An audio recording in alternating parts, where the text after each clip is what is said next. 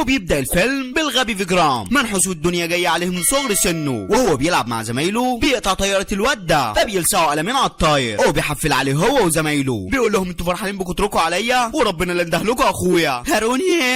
وفعلا روني بيحضر، الواد بيقول له ايه ده انت جايب لنا اخوك يضربنا ولا نغير له بامبرز؟ روني بيقول له لو ضربتني انا كنت هسامحك، انما تضرب اخويا هلعب في وشك البخت واغير ملامحك. هو بتبدا المعركه وللامانه الواد بيعمل حبه اكشن انا اللي مدربه عليهم يا صديقي، بيخلص عليهم بالكامل وبيمسك اكبر واحد فيهم بيمرضغه على الارض، ولكن ابوه بيحضر في المكان وبياخده مع البيت، بيضرب روني علشان ما يعملش مشاكل تاني. الراجل بيتعب من الضرب وروني ولا حاسس بحاجه. زميله تشاتشا بيحضر وبيشيل على روني بياخده بعيد وبيقول له يا باشا انت ليه بتضرب روني رغم انك عارف ومتاكد ان المشكله بسبب فيجرام؟ بيقول له ما هو انا لو ضربت فيجرام كان روني هيخلص عليا وانا كمختار مصدق. المهم فيجرام بيقول له روني حقك عليا انا اسف، ابويا ضربك بسببي. بيقول له ولا اثر فيا انا يا ابني جلد تمساح في الكدب معدي باكتساح. المهم تاني يوم بيروحوا المدرسه وتشاتشا بيروح لهم هناك وبيقول لهم يلا تعالوا معايا. بيقول له بابا هيجي ياخدنا، بيقول له ابوك مش هيجي لانه في المستشفى. وهم في الطريق يحكي لهم اللي حصل، واللي حصل فيه عصابه عملوا نوش على اهل المنطقه وابوهم راح هناك وواقف في وشهم لوحده زي الاسد، فضل يكذب كتير لحد ما ضربوه بطلقه في قلبه. ولا بتفرق معاه، قلبه بيستنى لحد ما بينقذ اهل القريه كلهم وبعدين بيحس الطلقه بينقلوها على المستشفى وبيطلب يشوف اولاده. وفعلا روني وفيجرام بيوصلوا هناك وفيجرام بيفضل يعيط قدامه وروني بيكون واقف مصدوم. ابوه بيشاور له وفعلا بيروح له بيقول له ادي يا روني خلي بالك من اخوك الكبير ده عيل كولومبا ملوش اي لازمه، خلي بالك منه وربيه على ايدك. بيقول له حاضر يا بابا. وبابا بيموت ومن بعد موت ابوهم روني بيخلي باله من اخوه الكبير فيجرام وبيسمعوا دايما افلام كوميدي، ولكن فيجرام بيفضل يعيط وحتى اما بيكبروا الفيلم بيكون كوميدي وبرضه فيجرام بيعيط. بيقول له روني انا هروح اجيب حاجه اشربها يا عم. بيخرج بره بيقابل سيا بتقول له في ايه مالك؟ بيقول لها ببكي بسبب الفيلم اللي شغال جوه. بتقول له ازاي ده الفيلم اصلا كوميدي، هيا كان ما تزعلش نفسك ده في الاول وفي الاخر فيلم. وهو راح يرد عليها بيخبط في الشخص ده بيبوظ له هدومه. بيقول له مش تفتح ياما؟ بيقول له خلاص انا اسف. بيقول له اسف مين؟ هصرفها فين اسف دي؟ سيا بتقول له ما خلاص يابا الراجل ما كانش قصده، ولكن ابن الهرمه بيزق فيجرام. بيقول له انت قد الزقه دي يا روني؟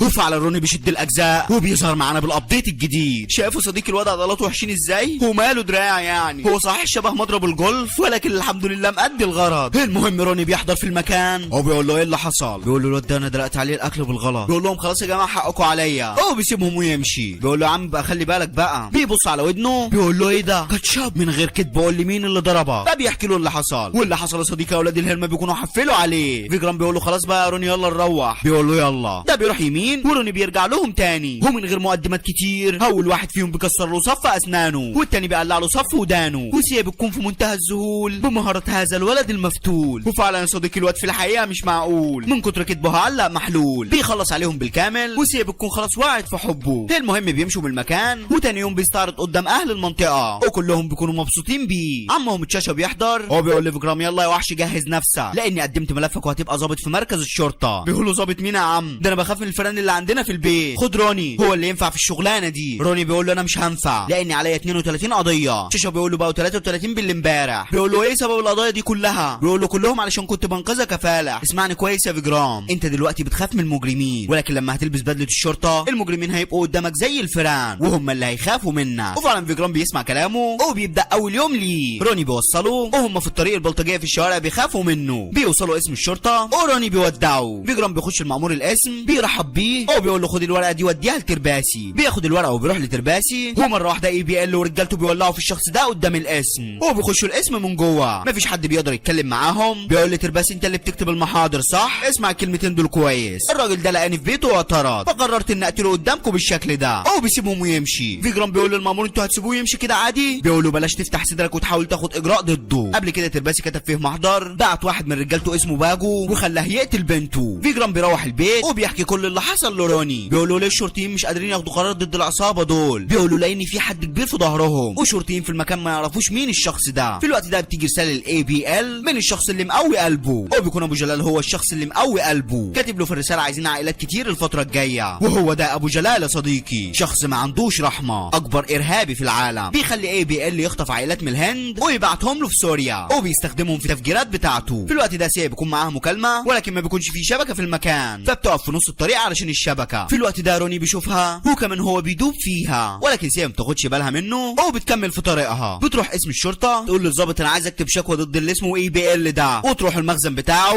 تنقذ العائلات اللي هو خاطفهم. بيقول لها مفيش الكلام ده. بتقول له خلصانه، انا عندي 280,000 متابع وممكن افضحك دلوقتي حالا. ها هتكتب الشكوى ولا لا؟ وفعلا بيكتب الشكوى، ولكن ما بيكونش حد في الاسم بالكامل عنده الجرأة يقرب ناحيه مخازن ABL. ومره واحده فيجرام بيظهر قدامهم. بيقول بس هو ده المطلوب. فيجرام بيخش عليهم والمأمور بيقول له اسمع يا بطل، جه الوقت اللي تثبت فيه نفسك. هتروح مخازن ABL وتحرر العائلات اللي هناك. الله الشباب سقفوا للبطل فيجرام. فيجرام بينصدم. هو بيقول له طيب انا قبل ما اوافق عايز اخش الحمام. وفعلا بيخش الحمام وبيتصل بروني بيحكي له اللي حصل. روني بيقول له وافق. بيقول له وافق مين؟ انت مجنون يا عم؟ بيقول له زي ما بقول لك كده، وقول لهم كمان هتروح لوحدك. وفعلا بيوافق وبيروح لوحده المخزن. بيخش جوه بيلاقي العائله كلهم موجودين، ولكن ما بيلاقيش حد من العصابه. بيفضل يتمشى في المكان، ولكن مره واحده ايد بتكتم صوته. بيكون روني. بيقول له ده خالص. بيقول له ده مين يا عم؟ مفيش حد في المكان. بيقول له طب بص كده تاني. بيبص بيلاقي العصابه مغرقين المكان. بيقول له كانوا عارفين انك جاي ونصبر لك فخ يا فالح، تعال ورايا. بص انت هتمسك سكينه الكهرباء دي وبمجرد ما اصفر هتفصل النور، اصفر تاني هتشغل النور. بيقول له خلصانه. وفعلا روني بيصفر وعينك ما تشوف الا الضلمه يا صديقي. بيخش عليهم رايق زي الطور الهايج ولا العبد لله في عز شبابه. بس انا ما كنتش بكذب كده يا صديقي، انا كنت بكذب اكتر شويه. المهم الرجاله بيكونوا كتير وبيسحبوا عليه السواطير، هو بيحوطهم من كل اتجاه. تفتكر ان ده هيفرق معاه؟ قولها معاه يا صديقي. لا والله، هم 10 ثواني جد بيتحول ولا شايف حد. بيخلص الوقت هو ما بيكونش في راجل واقف على رجليه في المكان وعلى وضعك يا فنان. الكذب لو بيتباع كانت الهده هتصدرها يا صديقي. المهم بيروح لفيجرام وبيقول له خش يا وحش خد الرهاين وامشي. هو بيسيبه ويمشي. وفعلا فيجرام بيخش يفك الرهاين وبياخدهم ويمشي. ومن بعدها الدنيا بتتقلب على الظابط فيجرام. الكفاءه اللي وقف بطوله قدام اقوى عصابه في الهند. ABL بيعرف اللي حصل هو بيكون في منتهى الغضب. تاني يوم تشاتشا واسيف ومراته بيروحوا لفيجرام. هو بيقول له كفاياك كده يالا، انت كبرت وخلاص هنجوزك. بيقول له انا اتجوز على جثتي وجثه روني. تشاتشا بيقول له عقله يا روني. روني بيقول له خلاص انت هتتجوز طالما اسيف جمالك عروسه كويسه مفيش مشكله. هو ما تقلقش يا عم انا هروح اشوفها بنفسي. وفعلا بيروح هناك بتخرج له اخت العروسه. بينصدم لانه هو معجب بيها وهي كمان بتكون فاكراه العريس وبتكون في نفس الصدمه. بيفضلوا زعلانين وساكتين لحد ما بيخش عليهم اسيف. هو بيقول لهم اعرفكم ببعض، روني اخو العريس، سيا اخت العروسه. الاتنين بيطيروا من الفرحه وبياخدوا بعض بالحضن. وفعلا فيجرام بيتجوز اختها وسيا بتكون خرباها راس. روني بيقول لها ايه اللي الادب دي؟ مفيش احترام خالص في المكان ولا ايه؟ هو مره واحده بيروح يرقص معاها. الاتنين بيولعوا الدنيا وبينتهي الفرح. في الوقت ده ABL بيسفخ رجالته. هو بيقول لهم ازاي حته ظابط متوظف جديد يهجم على المخزن ياخد كل العائلات اللي فيه؟ انا عرفت ان ليه اخ صغير، بكره الصبح تخطفوه وتتصلوا باخوه الظابط ده، واما يجي هنقتلهم هما الاثنين. وفعلا تاني يوم رجالته بيستنوا روني، وروني بيلاقي الكلب ده في الطريق. بيشيلوه بياخدوا معاه وهو اللي بيوقفهم. بيقول لهم معلش خدوني في طريقكم، عايز اوصل الكلبه دي لدار رعايه. بيستغلوه وبيركبوه معاهم، وهم في الطريق بيثبتوه بالاسلحه. هو الغريب ان روني بيستسلم تماما. وفعلا بياخدوه للABL. بيقول له بص يا ابني انا عارف ان مالكش ذنب، بس احنا جبناك هنا عشان نجرجر اخوك ونقتله. وفعلا بيتصل بفيجرام. فيجرام بيقول له مين معايا؟ بيقول له ABL. فبيقفل في وشه. بيتصل بيه تاني بيقول له اسمع وياك تقفل تاني، شغل مكبر الصوت خلي كل اللي عندك يسمع اللي هقوله. فيجرام بيشغل المكبر. بيقول له قدامك حل من الاثنين، يا اما تيجي هنا حالا يا اما هخلص لك على اخوك. بيقفل في وشه وما بيكونش مصدق ان روني معاه اصلا. روني بيتصل بيه وبيقول له الحقني يا اخويا، العصابه دول خطيرين جدا، تعال انقذني واقبض عليهم. في الوقت ده فيجرام بيفهم ان روني عايز يضربهم وهو موجود علشان الانجاز يتحسب له. ABL بيقول لرجالته لو ما جاش في خلال 10 دقايق خلصوا عليه. هو بيسيبهم ويمشي. بيعدي الوقت وفيجرام ما بيجيش. هو بيكونوا خلاص هيقتلوا روني. تفتكر ان ده هيحصل يا صديقي؟ لا والله، رغم ان الرجاله كتير ولكن بيكونوا بدون تاثير، ما يعرفوش احنا معانا مين. روني ابن الهتاشين اللي بياخد ضربه منه بيغير محل اقامته على الصين، وان الله مع الصابرين. بيخلص عليهم بالكامل. هو بيحضر فيجرام يقبض على باجو على الجاهز. بياخده ويمشي. هو بيرميه في الحجز. هو بيقول لترباسي جهزوا علشان النهارده هناخده على المحكمه. وفعلا بيكونوا في طريقهم للمحكمه ولكن بيلاقوا الطريق واقفه. ترباسي بينزل يشوف ايه اللي بيحصل. بيلاقي روني بيتخانق. فيجرام بيقول له هاتهولي هنا. بيروح يجيبه. بيقول له اهو يا باشا. بيقول له كربشه وارميه في البوكس. بيقول له بس ده اخو سعادتك يا فندم. بيقول له القانون يمشي على اي حد حتى لو كان الشخص ده اخويا. وفعلا بيكلبشوا مع باجو ولكن مره واحده روني بياخد باجو وبينط من البوكس. فيجرام بينزل. هو بيقول لترباسي مش هو ده اللي قتل بنتك، خد بطارك واقتله. ترباسي بياخد منه السلاح وبياخد بطار بنته، وكل ده بيكون تخطيط الولد العنيف روني. ترباسي بيكون في منتهى السعاده وبياخد فيجرام بالحضن. بالليل فيجرام بيروح متعصب. روني بيقول له ايه اللي حصل تاني؟ بيقول له يا عم بسبب كفاءتي في الشغل والمجرمين اللي بخلص عليهم، قصدي يعني اللي انت بتخلص عليهم، ادوني ملفات المجرمين الخطيرين كلهم. بيقول له ايه المشكله يعني؟ بيقول له المشكله اني مش هعرف اجيب ولا واحد منهم. بيقول له انا موجود ما تخافش من حاجه. عندك حق يا روني، مين يكون عنده اخ كذاب زيك ويخاف؟ المهم من بعدها روني بيبدا يخلص ملفات القضايا واحد ورا التاني ويخلص على عصاباته. فيجرام يقبض عليهم. وكل مهمه والتانيه فيجرام يترقى وسلطته بتزيد وشهرته بتزيد اكتر واكتر، والدنيا بتكون ماشيه زي السكينه في التينه، لحد ما الوزير بيعمل اجتماع عاجل والوزير بيقول لفيجرام احنا عرفنا ان EBL بيخطف العائلات من الهند وبيبعتهم لشخص اسمه ابو جلال في سوريا، وبما انك افضل ضابط في الهند هتروح تخلص ورق هناك وتسيب الموضوع للشرطه وهم هيتصرفوا. وفعلا فيجرام بينفذ الاوامر وبيروح البيت يجهز شنطته. روني بيوصله على المطار وهم في الطريق بيقول له بقول لك يا روني ما تيجي معايا يا اسطى. بيقول له يا عم انت هتسافر تخلص ورق وبعدين لو رحت معاك في كل مكان الناس هتشك فينا. بيقول له خلصانه. مراته بتودعه وبتقول له ما تتاخرش عليا قريب جدا هتبقى اب. وسبحان الله بيركب الطياره وفي ثانيه بيوصل سوريا. بيتصل بروني وهما بيتكلموا سوا، الباب بيخبط عند فيجرام، بيروح يفتح ومره واحده بيتخبط على الحيط، 2 تيران بيكسروا عظمه وروني بيكون هيتجنن عليه، واحد بياخده ويمشي والتاني بيمسك التليفون. روني بيقول له لو اخويا حصل له حاجه اقسم لك لهني حياتكم انتوا الاثنين. بيقول له احنا مش 2 ولا 100 ولا 1000 احنا بلد بالكامل. بيقول له اقسم لك لو كنتوا جيش لا هخلص عليكم بالكامل. ابن الهرمه ده بيقفل معاه وبيكسر التليفون. وفعلا روني وسيو بيروحوا على سوريا واول حاجه بيروحوا مركز الشرطه. روني بيحكي كل اللي حصل للشرطي ولكن بيقول له هنحتاج نرجع للسفاره ونشوف ايه الموضوع بالظبط. روني بيقول لسيا الظاهر ان الاجراءات هتاخد وقت. بيخرج بره بيلاقي اخطر في وشه. بيقول له لو عايز اخوك تعالى ورايا. بيقول له انت تعرفه؟ بيقول له اكيد طبعا مش الظابط فيجرام. انجزوا يلا تعالوا ورايا. بيروح وراه ولكن بيطلع عيل نشال ورجالته بيحطوهم من كل اتجاه. بيقول لهم خرجوا كل اللي معاكم. روني بيخبطه بيوقع منه المطوه ويا دوب بيوطي يجيبها. بيكون روني خلص على كل رجالته. اخطر بيترعب وبيقول له بص يا اسطى انا سمعتكم كنتوا بتتكلموا مع الظابط وعرفت قصه اخوك بالكامل. والله انا بسرق علشان اكل اختي ملهاش حد غيري. روني بيديله فلوس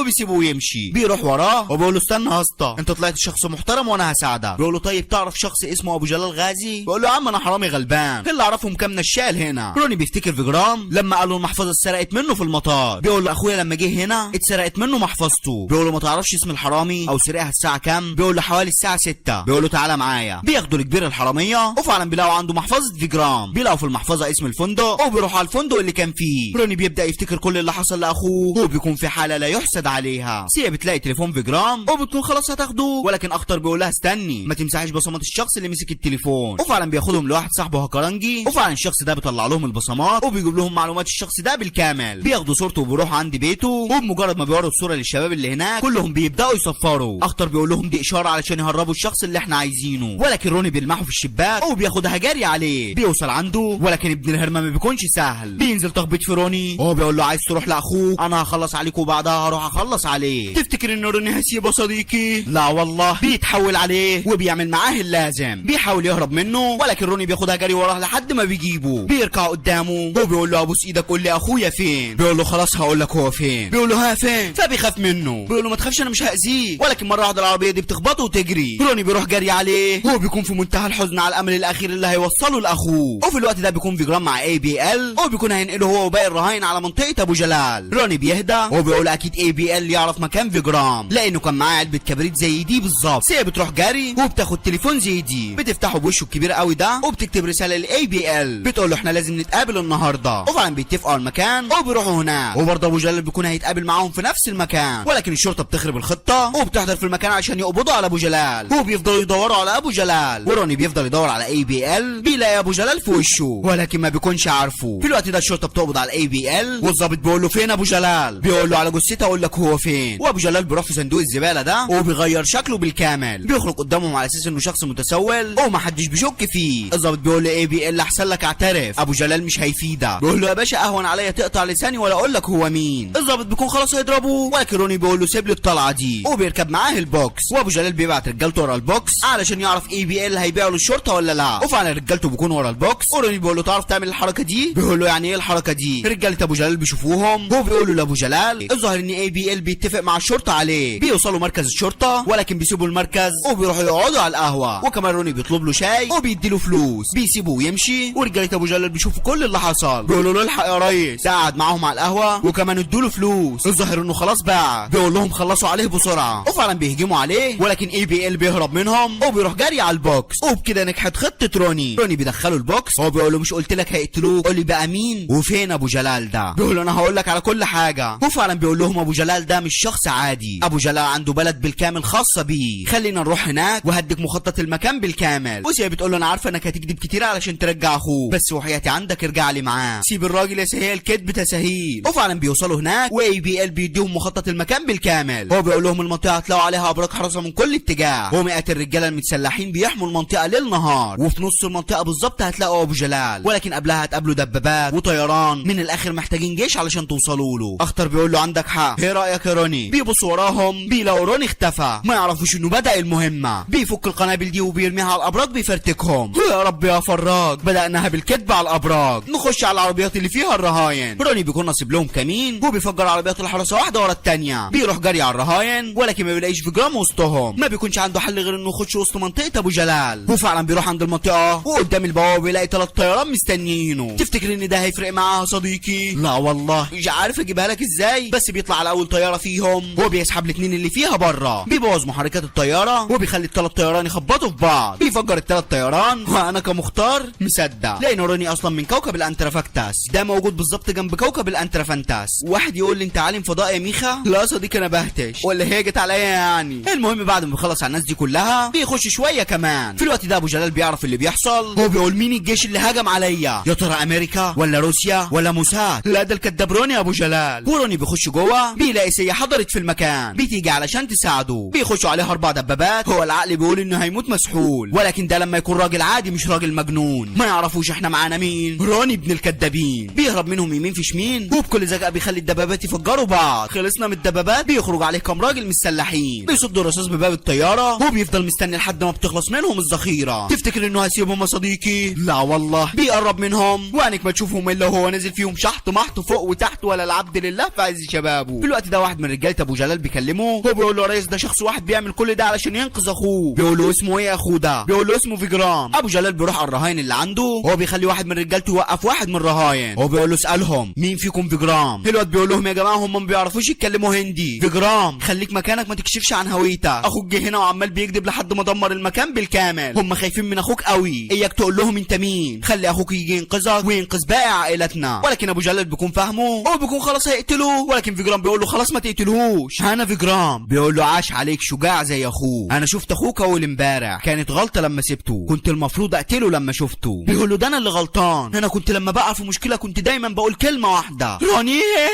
وفعلا روني بيحضر في المكان وبيروح جري على فيجرام، ما بيكونش مصدق وبيلمس الجرح اللي على وشه. بيقول له كاتشب تاني؟ بيقول له لا المره دي رحت على المريشه. انسى بقى ويلا بينا نمشي من هنا يا روني. بيقول له لو ضربوني انا كنت هسيبهم، ولكن هم ضربوك انت. ابو جلال بيقول له ايه اللي يرضيك انت يا فخم؟ بيقول له اخد اخواتي وامشي. بيقول له تمام خد اخوك وامشي. بيقول له الظاهر انك ما سمعتنيش، انا هاخد كل اخواتي الهنود والباكستان. بيقول له تمام خدهم وامشي. وفعلا بياخدهم وبيكون ماشي، ولكن ابو جلال بيكون معاه سيا. رجالته بيتلموا على فيجرام وبيحبسوا سيا وفيجرام في الصندوق ده. رجالته بينزلوا تخبط في روني اللي بيكون مستسلم تماما، لانه بيكون شايف فيجرام هيقطع السلك علشان يخرج له. ولكن اولاد الهرمه بيخبطوا روني بسيخ في بطنه. فيجرام بيخرج من القفص وبينزل تخبط فيهم بكل غباء، بيخلص عليهم بالكامل، وروني بيكون في منتهى السعاده. سيا كمان هي بتخرج من القفص وبتحاول تساعد روني، ولكن بدون فايده يا صديقي. ابو جلال بيكون خلاص هيقتل فيجرام، ولكن روني بيفوق، هو بيخلص على ابو جلال. بيرجعوا تاني الهند وفيجرام بياخد ترقيه علشان الانجاز التاريخي اللي حققه، وروني بيكون فخور بيه، وابوهم بيسيب تربطه وبيجي علشان يفتخر بيه. وانا هسيب التعليق وهروح افتخر بيه، وانت صديقي سيب مذاكرتك وروح افتخر بيه. ربنا يهديك يا هند.